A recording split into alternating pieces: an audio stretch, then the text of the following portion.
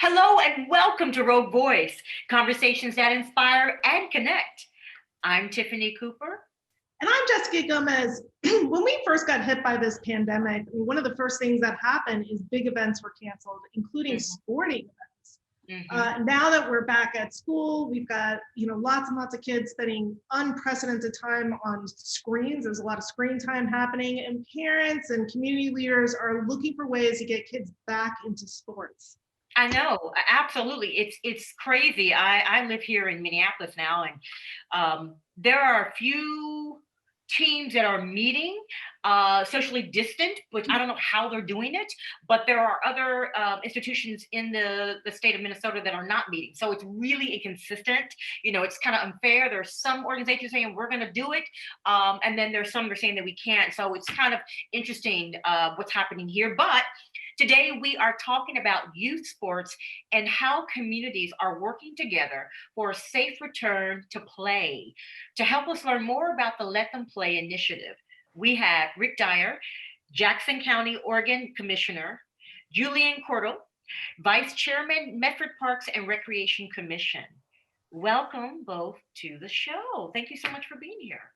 Well, thanks for inviting us. This is such an important topic, and I think the more people know, the more movement we can make in this effort. Absolutely. Yeah, thank you both. Julian, I'm going to start with you. Could you talk a little bit about your role with the Medford Parks and Recreation Commission? It's funny because I always think of that show when I think I'm going to guess your job is a little bit more serious than that. Yes, I mean, don't get me wrong. Rich Rosenthal does have some Ron Swanson kind of tendencies from time to time, but no. So the Parks and Recreation Commission is an advisory body to the city, both the city council and the department itself. So important topics that come up are basically reviewed by the citizen volunteers of the commission. Things like policy changes, park master planning, and of course, basically the city council uses the commission as the expert on those topics within the city. So they defer to them a lot of times for information about what the citizens need, what parks are being built, what types of issues are happening in parks, policy changes, that kind of stuff. Oh, wow. It seems like it's very important. It seems like, are there challenges that you find, or is it smooth sailing? Are there any? I think, and this probably the same thing for Commissioner Dyer, but I would love to see more public input. We have those meetings and we don't get nearly enough public input for really important topics. Like when we set out a master plan for a park, we're literally determining the amenities that are going to appear at this park and show up for people to use for a generation. So is it going to have a basketball court? Is it going to have a play area? Is it going to have a dog park? That's all up to the public, and we depend as a commission to have that public input. And when it's not there, we fill it in with, maybe our thoughts, but to a certain extent, we'd love to have more public input. Yeah, well, hopefully a pool would be in there, because every time I hear people, when I lived in Ashland, I was like, God, I wish we had a center where it was just a pool where you didn't have to go to the YMCA. I want to shift gears and ask you, Rick, could you talk a little bit about, the Let Them Play initiative and why it is important?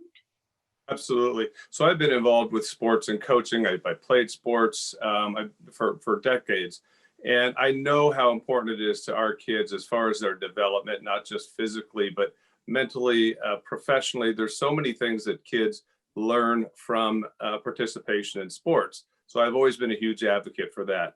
When the pandemic hit and they were completely locked down for several months, it was really, really difficult, not just for the adults and the business owners who were experiencing issues, but kids that weren't able to interact, weren't able to get out there and be active. So when we finally were entering into phase 2 in June, I was really looking forward to the opportunity to getting back out there with these kids. But when I went through and started reading the guidelines, and I saw that phase 2 in the recreational activities section said contact sports are prohibited during phase 2, and phase 2 lasts until there's a vaccine or reliable treatment. So I was on a Zoom call with one of the governor's aides, and I said, let me make sure I get this straight. These sports now are indefinitely prohibited because obviously a vaccine or a treatment, nobody knew when or if that was going to happen. I said, that's That is just not acceptable. That's not a situation that's tenable for these kids. And we need to figure out ways. We need to have discussions on how we can get them back into these activities with safety protocols, with mitigation efforts. But they need this. They need to get back out there. And frankly, the answer was, well, that's just the policy. And at that point, I thought, well, we really need to get the community motivated. We need to get them activated. And so I started the site, Let Them Play. It was a Facebook page. I really wanted to use it to inform friends and people that I knew. But it immediately started growing, and it grew to almost 27,000 members in a very short time, because there were so many people that had the same concerns that we did. And since then, it's worked as it's a good advocacy group. I'm not going to say we've been overly effective, because again, we're getting a lot of stonewalling from the policymakers, but at least these kids have a voice. And that's what this site was intended for. And we're going to keep working. We're going to keep working until we get them back out there. You know, that's it's such a great sort of avenue for people to have a voice, because I mean, and every state is handling this slightly differently. I was just back east. I was in New York for 3 weeks with family, and my cousin, she's 16 and she's a dancer. And so, you know, they have performances that they're practicing for, and, you know, trying to figure out, okay, how do we safely do lifts? How do we, you know, what is that performance going to be like into the winter months? And there's still a lot of unknowns. Are those decisions, Rick, that, you know, about sort of local sports in that way, those are made by the governor's office, or who's the final decision maker on that? The governor's office is the final decision maker. They work through OHA to develop guidelines, but that is the only body that has any policymaking authority here. And that's why it's a little bit frustrating, because the other thing that we'd like to see is a little bit more representative process. I think that, you know, Salem knows what's going on around Salem for the most part, but as we've found, what goes on in our rural areas, sometimes they're really not in touch with that. And I think there needs to be, the legislature, I believe, needs to take back some of the authority that's incumbent on them to do, and make this a more representative and democratic process. And then I think we can start being heard on some of the policy opinions that we have, and the recommendations that I think could work. One of the things that's a little bit frustrating is there was a carve out for U of O, for Pac-12 teams in Oregon to be able to play basketball and football. And to me, you know, when you're talking about equal protection and equal application of the law, that carve out should be available for any group or entity that can perform or engage in this sport using those same protocols. If it's safe for them, it's safe for kids, it's safe for high school, and they all need it. Yeah, and I was going to say, you know, we've had some good successes. You know, one of the things that we did that I think was really successful, you know, the group absolutely exploded. I mean, when the group was started, the group went from 0 members to 25,000 in about 3.5 weeks. And those were all people in Oregon. One of the things that we did is we really wanted to put this on the map, and part of the advocacy process is we wanted to help educate, you know, the next generation on what advocacy looks like. So one of the things we did is we held an event on the grounds of the Capitol building in Salem, where we grabbed a bunch of athletes from Oregon, and we met there, and we had an event there, and we had TV stations and radio stations and OSAA, and it was all there. And right away, it became a situation where, you know, we can't be ignored. So now you definitely know who we are. If you didn't before, you definitely do, because we're playing soccer in the grass in front of the Capitol building. You know, and one of the things that happened is we realized, at least from my perspective, the people involved in youth sports, those are the experts, not necessarily the folks in Salem. So we need to lend our voice and or insist on our voice. And one of the things we've been able to do that I think is really successful is that hard edge on football, for instance, was a no-go, as Rick described. So we talked to the governor's office specifically. We said, we want to talk about flag football, which is a variation of football with less players, you know, no direct contact. And we got either a no or, basically that's not that important. Not that many people play that. Well, we hammered away and hammered away and hammered away and hammered away because we knew one of our other, advisors in this group is the North Medford coach, Jim Bosworth. And we said, hey, if we can get these kids playing some form of football, even if it's not the one that's expressly prohibited, this would open it up for tens of thousands of players. Well, we finally got an email back from the governor's office that said, yes, we would make phase 2 flag football available in phase 2. And immediately, basically, my phone started ringing saying, hey, where does that email? Because I want to give show that we can do this to our athletic directors, because it was like, did you just say that we could do football in all of Oregon? And we said, yes, we have the email from the governor's office that says you can play flag football.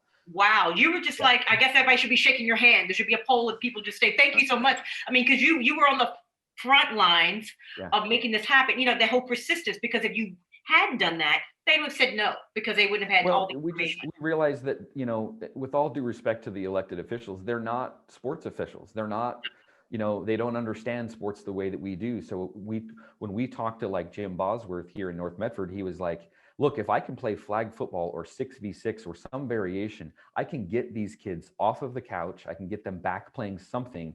And, the other part of this that's been a key component is we've had to do a lot of work educating the adults involved to say, hey, it's not going to look the same, but you have to give that up because it's not for the adults, it's for the kids. Yeah. So your kid might be able to play soccer, which is fantastic, but you have to realize you may not be able to watch from the stands. You may have to just drop them off and they play their game and you leave. Yeah. It's interesting because you have certain sports that have that green light, like say dance, like here, but then soccer can't. So it is kind of like not fair in some ways, and it's the inequity of which sport depending on the contact.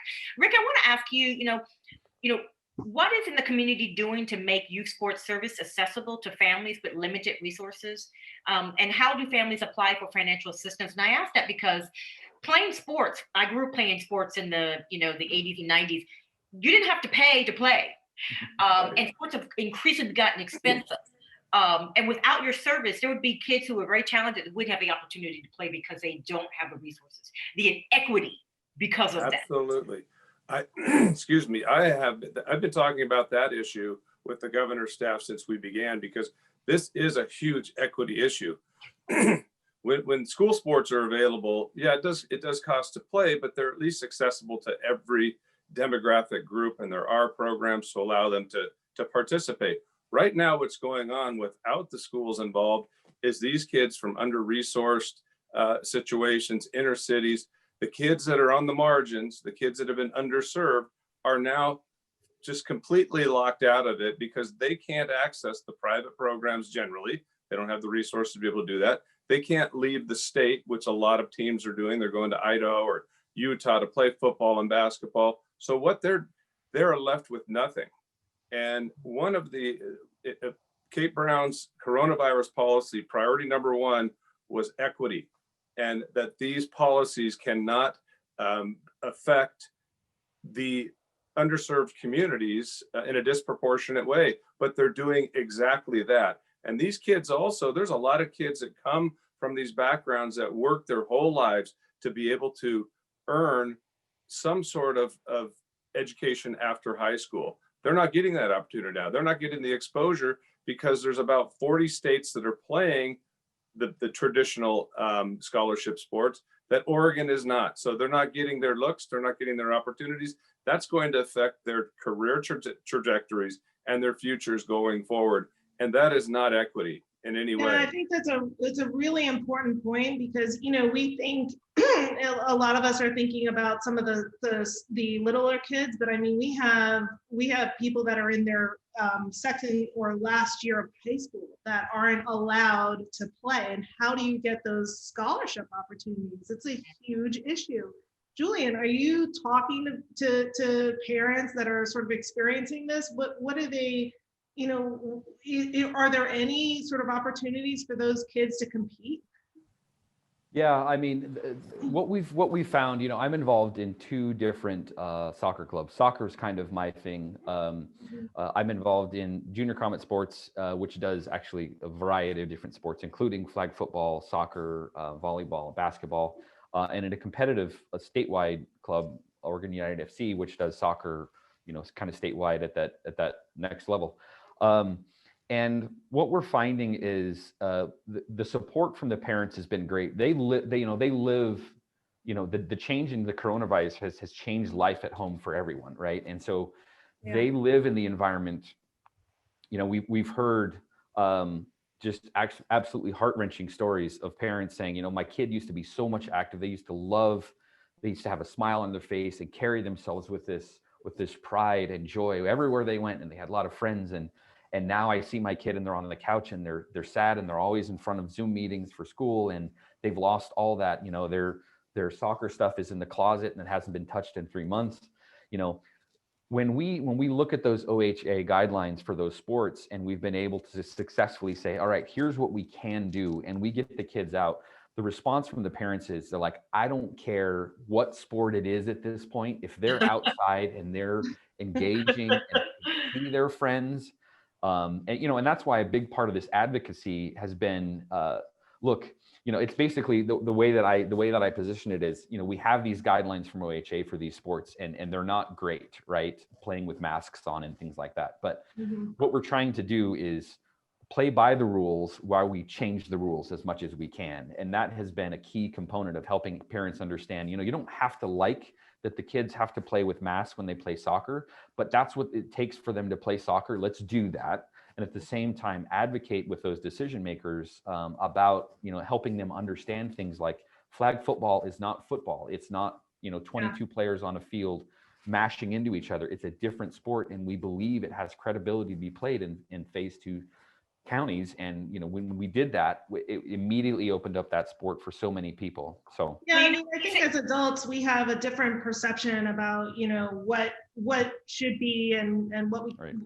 What this should look like. And when I was back east, I asked my cousin, and she's dancing with a mask on, which is a lot of hard work. And I asked her, how is that? Are you okay? Do you feel like it's inhibiting your ability to dance at all? And she's like, nah, it's not as bad as you think. Well, Julie, I want to ask you. Well, Julie, I just want to ask you, look at piggyback on what you said. Do you also feel that, because I think it's so important, it's great, you have to play the rules to change the rules. That's a smart thing. You're also, I feel like with this happening, you're also teaching parents and children how to pivot, right? It's not the sport they once knew. It's having, how do you pivot and have a piece of what you thought you knew, It's like, if something's better. And then also, I think that is there a component to mental health? By the children not being able to play, their mental health suffers too. I think one of our, one of our other great team members in this advocacy group, Jim Bosworth, put it best when he's like, we, in the process of trying to avoid a medical health scare and a medical, a pandemic, we don't want to inadvertently walk ourselves into a mental health, pandemic, if you will. That's the first part. And to the original question that you had, I like to tell people, for a lot of the gray skies that exist over all this stuff, I truly believe in my heart of hearts that the next generation, this generation of kids, is going to be more adaptable and capable than any generation in the past. They've had things, you can't buy your way out of it. You can't, no networking is going to get you better access or resources to, to avoid some of these restrictions. So these kids are learning on the fly about the changes that they have to adapt to, and they're doing really, really well. I would argue that the kids are doing way better than the parents are. So part of also what we do in that group is we remind the adults involved, hey, this is not about the adults. This is not about what adults want. This is about kids getting out there. And the mental health piece is really been what we're trying to push the most. So maybe Rick, maybe you can answer this, or Julian. So what sports are we now allowed to play? It sounds like soccer, flag football. What are some of the other options for parents that want to get their kids out? Well, the sports that aren't being allowed to play is probably easy.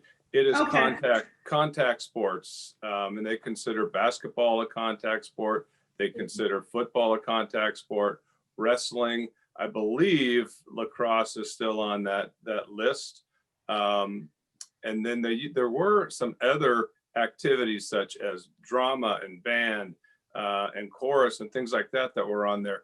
And I know there's been some movement, but generally it's the contact sports, and those are the ones that, you know, like I say, we are getting some concessions, and the 7-on-7 is great, but I don't. The problem is that's not the sport that's going to be engaged in that gets a lot of the kids, as we were talking about, the scholarship opportunities. Yeah. And there's a lot of the other thing to think about too, is we need to, in policy making, as you know, we need to take into consideration all of the information that we get, all of the data that comes in, and we need to be open to adapting our policies. And at this point, we're entrenched in policies that were made based on data that may be 6 or 8 months old and has been since been proven not to be accurate. And I just want to look at the sports that are or the states that are engaging in these sports are not seeing large outbreaks due to play. What the outbreaks are coming from is kids all being together in a small space. Now, maybe that's on a bus, or maybe that's in a hotel room. Those things we can work with. We can make, you know, protocols to eliminate that sort of thing from happening are easy. But the actual gameplay does not seem to be an effective spreader of the virus. And I think that's being borne out with the empirical data we're receiving from these other states. And that needs to be considered, because when you start to balance what you're trying to, again, you're trying to prevent as far as an additional virus risk versus the negative impacts that are being created by the prohibition, it really starts to tip in the favor of letting these kids play, and putting in effective, safe protocols, but letting them engage in all of these sports. Yeah, and I was just going to say, you know, the other thing about that too is that there's a tendency for these conversations to drift into political partisanship. And I've been really proud about the idea that from day one, the science is fairly clear and that this doesn't need to be a partisan issue. You know, Commissioner Dyer and I technically represent opposite political parties, but from day one, this has been something that we can all get behind together and say, you know, the needs of these kids and using the science that advises us on the safe ways to do this is not a partisan issue at all. Everyone should be behind this, regardless of your political affiliation. And even if that means, you know, in my opinion, the governor's office deserves some criticism for stonewalling and not having active conversations about this issue, regardless of the fact that it represents the same political party that I'm affiliated with. So, yeah. I mean, it really, and sometimes that's a difficult topic to talk to people about in a group of 25,000, because there's a tendency, you know, based on, you know, political parties to bring that stuff up. But really, the science is really pretty clear about the idea that sports can be played safely. And it's not only a desire, it's imperative, because like I said earlier, you don't want to inadvertently walk into a social and mental health crisis for tens of thousands of Oregonian kids because you're trying to avoid the potential of a pandemic over here. Like, we have to have a middle ground. And yeah, to absolutely. Dyer's point earlier, it happens through advocacy and conversations, not arbitrary policy making that says, here's what we're doing, deal with it. I think you're right. I think in order to get there, you have to all have a common ground, a common denominator that we want our kids to play safely, right? So I'm just curious. I just want to piggyback on what you said, and then I want to ask you too, Rick. You know, so how do you reimagine youth sporting events and related activities going forward? You know, we'll get through this. I don't know how, I'm certainly not the author of what it will look like in the future. I'm incredibly proud. I've had a chance to work with soccer kids for the last 3 or 4 months. I'm incredibly proud at how the kids have adapted. They have led the way. They have drugged the adults into this idea that says, hey, we're doing this and we're happy about it, and stop complaining about the masks because I get to be out here and play this sport. You know, to your point earlier, Jessica, you were talking about, you know, the family member who dances with the mask, and they're like, The Yeah. kids are the same way. They're just like, whatever, we're playing. So I was at a high school game yesterday between Grants Pass and Eagle Point on the soccer field, and those kids had a great time. And there was no politics to be discussed. They were out there doing their thing, and it was great to see. But I think that the kids will lead us into what this looks like in the future. It's so funny you say that, because this summer I was judging national dance competitions, and it was interesting. There was a group of from a studio that were supposed to dance, and one of the kids got COVID, and so that was horrible, because what ended up happening was they couldn't compete. Right.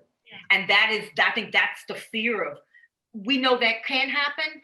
Hopefully that doesn't happen, but that was the worst case scenario for that studio owner, that those kids worked so hard for this competition. And because that one child unfortunately got COVID, no one could play. It's in terms of nobody wanted liability to be sued, right? At the end of the day, nobody wants to be sued. So the dance teacher coach had to make a hard decision because they wanted to play. That's a hard call, Yeah. What is your take on that, Rick? Well, I think there's a lot of things that we can do to make it a safe activity. And some of those have already been proposed, and that is only local play, not getting on a bus and traveling 6 hours to Portland to play a game, driving with your parents or with somebody else in your own car to a game in Eagle Point or in Ashland or even Grants Pass. Limited or possibly even no spectators in the stands. The other thing that I'd like to see is this: the protocols and safeguards being employed by Pac-12 cost money. There's rapid result testing. There's a lot of other protocols that cost money, but the state is still in possession of about $50 million in CARES Act funding that will be clawed back by the federal government by the end of the year if it's not used. I think some of that money, again, that money was set aside. The federal government sent it to the state of Oregon for it to be used to mitigate the effects of the coronavirus on the citizens of Oregon. This is, I think, something that's a great use of some of this money, that some of these rapid result testings and testing with other protocol safeguards that cost money. I think that's an excellent use for them to be able to enable these kids that have been disenfranchised, that are experiencing mental health, physical health. Not just that, but a lot of them are losing interest in school because they don't have that incentive of being able to get out there on a Friday night and play football, and they don't have their coaches encouraging them. So it's so important to have them able to engage in these activities, that CARES Act funding to me is the natural source for the resources to be able to do that. But I think there's a lot of ways it can be made as safe as we possibly can. And again, that balance, that policy-making balance really starts to tip in favor of allowing them to play when you can employ these safeguards that ensure that it's done with as limited risk as possible, and we start seeing the benefits from these sports to these kids again. Yeah, I think it would be great if there was an avenue to use some of that funding to help mitigate costs, because that's going to fall in the laps of parents and students that are trying to participate. I wanted to ask you just quickly about swimming, right? I know that we just approved our aquatic center in Medford. That bond measure passed. That's a couple of years off, but have you heard about what the state's policy is around aquatic sports? Yeah, no, that's a good question. I haven't investigated that too much. I mean, here for Southern Oregon, the only public pool available in the city of Medford is an outdoor pool, so it's closed in basically the end of fall. And we have the YMCA, right? Right. Yeah, those lessons the private facilities certainly have those, and I believe that there's some social distancing in a pool is basically what it comes down to, oddly, but. Yeah, I mean, the future of aquatics in Medford up until recently was in dire straits. We had pools that were 60 years old, and one of them had to be shut down, Hawthorne, a few years ago. And Jackson Pool is honestly hanging by a thread. Every year trying to get it open is crazy. But yeah, so there's the new $60 million facility will include some great aquatics options, because we know as policymakers the value of young kids, especially underprivileged kids or minorities, learning to swim, having free and low cost access available to those types of things is huge. So we're really, really excited about that future of that facility, which should be 2023, the fall of 2023. That is one of the things that my kids, it was really interesting when that was on the ballot. From my 6 and my 9-year-old, I got, Mommy, you gotta make sure you vote for the pool. I know the pool. They were so excited. They were like, we need that to pass 150%, Mom. I know. I had a friend that visited when I was living in Ashland. I had a friend that visited me and said, how come you guys don't have enough pool facilities? What is with this community that doesn't want pools? There's not enough children. People are not advocating for pools. You know, coming from a bigger city, you don't understand that in a smaller community, how important that is, you know? So one last question before we go. What is the next biggest thing that you're advocating for? And we only have just about 30 seconds. Yeah, like 30 seconds. I can tell you what I've advocated for, and that is the CARES Act funding that I talked about. Yeah. I'm getting our AOC, which is the Association of Oregon Counties, behind that to make that ask of the governor. We, as a board, Jackson County Board of Commissioners, are making that ask, and I want that ask to be a concerted effort from every citizen who thinks that's important, and that's a good use of that funding. Because again, like I say, if we don't use it, the federal government's going to claw it back, and it will not be used for Oregon the way it was intended to be used. That's one of the big things that I'm pushing for. We're coming up against season 2, which is where basketball is supposed to start. It's still prohibited. We need to get that changed. We need to get those kids, like I say, back on that court and engaging in that activity that can benefit them into their future. And that's I think the next priority, because that's the next sport that's coming up. So All for right. me, that's where I'm focused. Well, thank you so much, Julie and Rick, for taking the time to talk with us today. Sorry we don't have more time. I wish we had more time, because I feel like we could talk all day about this. It's such fascinating, great information, and both of you were very knowledgeable. So remember to tune in to Rogue Voice online every Thursday at 4 p.m. Pacific Standard Time, and connect with us on our YouTube channel and Facebook, where you can send us a message or leave a comment. We want to hear from you. So tune in. Thank you, and we look forward to seeing you next time. Thank you very much. Appreciate it. Thank you both.